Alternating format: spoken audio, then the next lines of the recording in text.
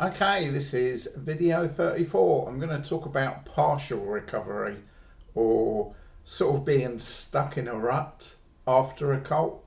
Um, you know, different people are in different cults for different lengths of time. Some people stay longer than others. Some people leave fairly quickly. Other people, it takes them ages. And the same is with recovery. You know, sometimes people think, they sort of idealize recovery. Well, I'm going to read a book, find another group, see a doctor, take some pills, and I'll be 100% really soon. And for some people, they do fully recover within a short period of time. They get back to life as normal.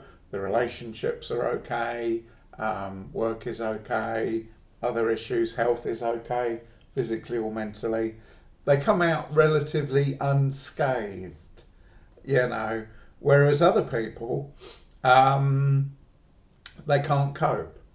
One of the guys I knew in the cult in London ICOC many years ago, he he would sort of mess up. Then he'd sort of be told not to come back until he sorts himself out. Then he'd sort himself out. Then he'd come back again. Then he'd mess up. Then he'd leave. Then he'd feel bad. Then he'd sort himself out. Then he'd come back again. you know, and he did this. I don't know, at least half a dozen times in the years I knew him. He was a really friendly guy, but you know, some people.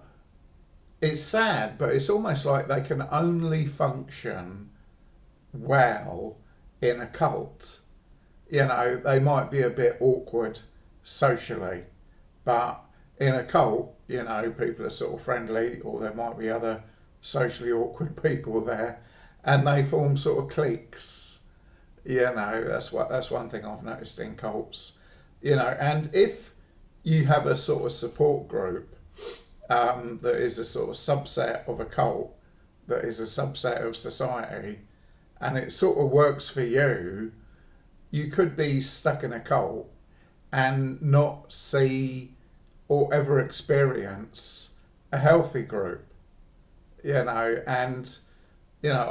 know quite a few people who were in cults, and it's like, I know people who are in cults as well, and why don't they leave? When I say know them, maybe some people better than others, but you think that person, they got a PhD, they run a company, they got a wife, they got kids. What are they doing in a cult?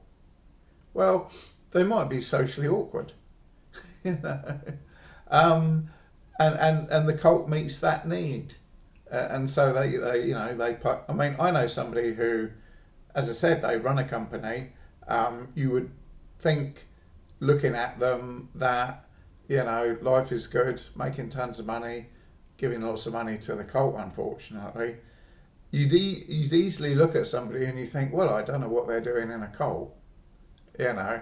But this particular person, recovering from a very difficult divorce from many years ago, it's like, right, well, if I leave the cult, then life's going to fall apart again, and what will the money mean? So there's a whole spectrum of different people who a cult will meet certain needs. For myself, interestingly enough, I actually managed to get a job through networking with other people in the cult, because they're friendly, and I thought, oh, that was lucky that I got a job, because didn't get a job otherwise. And some people will join groups, looking for work, or dating groups looking for a wife or whatever. And sometimes the groups are supportive, and sometimes the groups are not. And when it comes to cults and recovery, as I said earlier, the sort of cult fantasy is join the group and everything will work out for you. You'll find a wife, you'll go to heaven, you'll be able to recruit people, you'll save the world. So there's this sort of fantasy. And the reality in cults is a lot of people never recruit anybody. A lot of people, even though they give all they can, they might be unemployed, and they always feel bad, depending on how the cult leader treats unemployed people. In one of the groups I was in, London ICC, the leader was a salesman, but he is extremely abusive to people who aren't working. So they pretend that they're sort of successful. They put on their Sunday best, but they got deep guilt about unemployment, and the leader doesn't help. It just makes things worse. But when it comes to putting on a party, the leader's very good. Put on a party, but you feel depressed because you ain't got a job. And there's so many different people and different circumstances that tend to be unique to the person. Now, one of the things I had an issue with when I left the ICOC was around 2004, is I thought, okay, let me find another church, right? And as much as I tried to find another non-cult church or find a non-cult church, I'd go along on a Sunday and, I'd try to talk to people, a bit awkward, and the relationships never really happened. So I thought to myself, well, might as well go back to ICOC again. And even though the relationships were there and it was very easy to make friends again, the doctrine was false. And then it's like people will compromise. Well, I don't really believe in the doctrine, but this is where my friends are. And there's a lot of people like that. They will put up with an abusive pastor or somebody who insults them from behind the pulpit because it's all they know. And I wouldn't say they're too lazy to find something different, but a cult will tell you there's nowhere else to go. And they might believe that.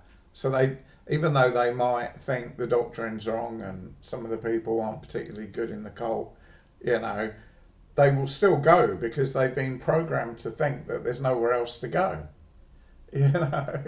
And what I've realised with a lot of cults, they are very similar in what they teach, even though their salvation doctrines might be completely different. There is this pattern of things that you need to recover from, and you might recover in one way. It's like, oh, I'm so much better. I'm not in the cult anymore. I'm not wasting my money. I feel better. I feel healthier. I don't feel as exhausted or whatever. But then you can't find work, or your relationships are no good, and you haven't got a support network. And talking of support network, I think this might be more than one video. I've got a lot of notes here. Let me just go back to the notes. So, left the cult but stuck at partial recovery. Yeah, that's what we're talking about. Tempted to find a similar group. I've mentioned that. There was one person I was helping who they sort of were depressed, and I said to them, well, I'm here for you, and he said, okay, yeah, let's find a time to talk. And then he said, oh, I don't feel like talking. It's like, well, I've got other people to help. But you can't really say that. It's like, well, I'm here for you if you want my help. But, and sometimes I send him a message, how are you getting on? And he says, oh yeah, I'd like to talk. But he says he'd like to talk, but he never makes the effort. And it's like, I'm here for you if you want my help. But, the depression, clearly I'm not the person to help. you know. And some people, it's like they might have some kind of sickness, physically or mentally, but they're not going to go to the doctor, and they'll say, "Oh no, it'll be all right," you know. Um, it's like people who've got a bad tooth, you know. It's like, oh, it's not too bad, you know, and you never taste full recovery, and that's a lot of people in this world. You know, they're sort of living half a life, you know, and I'd put myself in that category as well because, you know, even though I'm optimistic, you know, and I want to start a business, I've been saying that for quite a few years now. So the optimism is there, but the actual making it happen isn't. And it's very easy to think, well, if the doctor will make everything better, or if I go to a Tony Robbins event, then I'll suddenly be successful, you know. And this sort of reliance on other people who are partially meeting your needs, but for whatever reason, you're still stuck or depressed or demotivated. You read a book, you feel good, it's the end of the book, and then you feel depressed again. Yeah, it's a book on how not to be depressed or how to start a business, you know. And in my experience of, you know, talking to a lot of people who have left cults or abusive multi-level marketing or whatever, you know, there's this fantasy that everything's going to work itself out. But as you get older and some people die, sometimes things didn't work out for them. You know, they had all these dreams and they had all these plans, you know, and it came to nothing. One of the friends that I'm helping, you know, somebody helps somebody, they become a friend, somebody you knew from before. We'll talk about why that doesn't work. Ex-members helping ex-members. Sometimes it doesn't work, sometimes it does. But I've got a friend and he says he wants to get married and he wants kids and he's working hard and he's making good money. But I don't know the last time he went on a date. It must have been years and years and years ago. But he says he wants to get married. As if it will just happen, you know. And the thing is, sometimes the cult mindset is the deity will fix all your problems as long as you recruit and tithe and do what the leaders say. And they've got scriptures to twist to justify all of that. This is definitely going to be a two-part video. Right, let me make sure I actually just do these first three lines.